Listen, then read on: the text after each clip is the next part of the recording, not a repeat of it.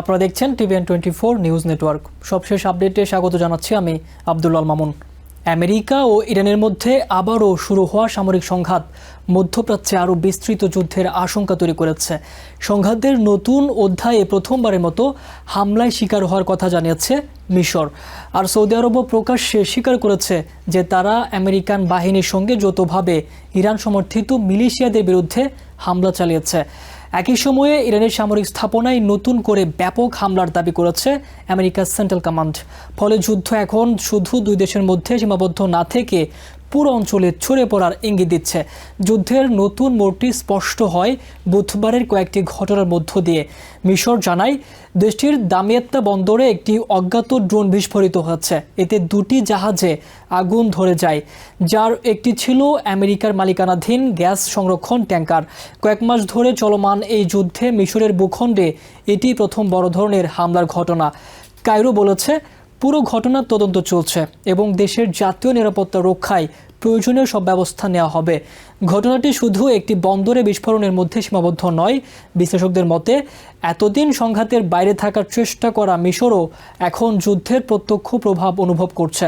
মধ্যপ্রাচ্যের কৌশলগত ভারসাম্যের এটি একটি গুরুত্বপূর্ণ পরিবর্তনের ইঙ্গিত বহন করছে। একই দিনে সৌদি আরবও প্রথমবারের মতো স্বীকার করে তারা আমেরিকান বাহিনীর সঙ্গে যৌথভাবে ইরান সমর্থিত ইরাকি মিলিশিয়াদের বিরুদ্ধে বিমান হামলা চালিয়েছে।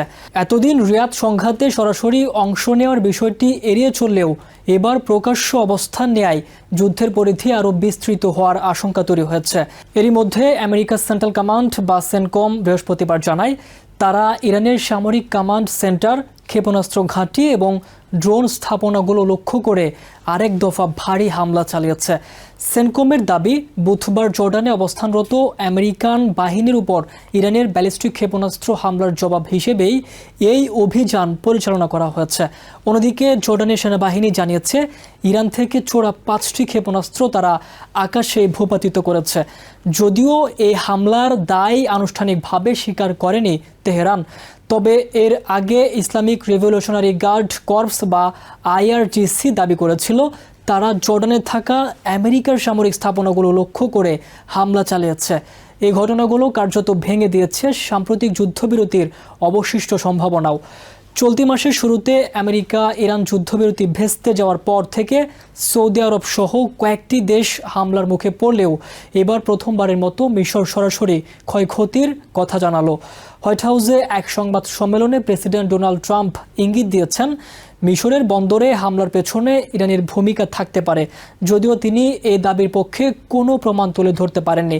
ট্রাম্প বলেছেন প্রয়োজন হলে ইরানের বিরুদ্ধে আরও কঠোর সামরিক ব্যবস্থা নেওয়া হবে। অন্যদিকে ইরানও এই হামলার দায় অস্বীকার করেছে। সংঘাতের কেন্দ্রবিন্দুতে এখনও রয়েছে হরমুজ প্রণালী। বিশ্বের জ্বালানি সরবরাহের অন্যতম গুরুত্বপূর্ণ এই নৌপথ দিয়ে চলাচলকারী জাহাজগুলো এখনও বড় ধরনের ঝুঁকির মুখে রয়েছে।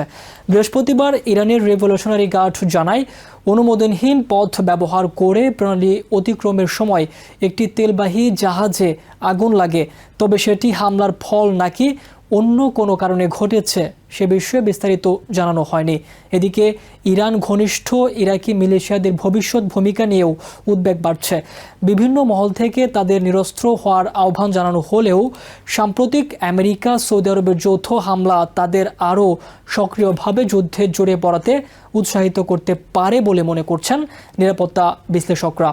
মধ্যপ্রাচ্যের চলমান সংকট এখন এমন এক পর্যায়ে পৌঁছেছে যেখানে প্রতিটি নতুন হামলা আর শুধু দুই দেশের সংঘর্ষ হিসেবে দেখা যাচ্ছে না। মিশর, সৌদি আরব, জর্ডান এবং উপসাগরীয় কৌশলগত নৌপথ সবকিছু মিলিয়ে সংঘাত এখন আঞ্চলিক নিরাপত্তা, জ্বালানি সরবরাহ এবং আন্তর্জাতিক কূটনীতির জন্য আরও বড় সংকটে রূপ নেওয়ার ইঙ্গিত দিচ্ছে।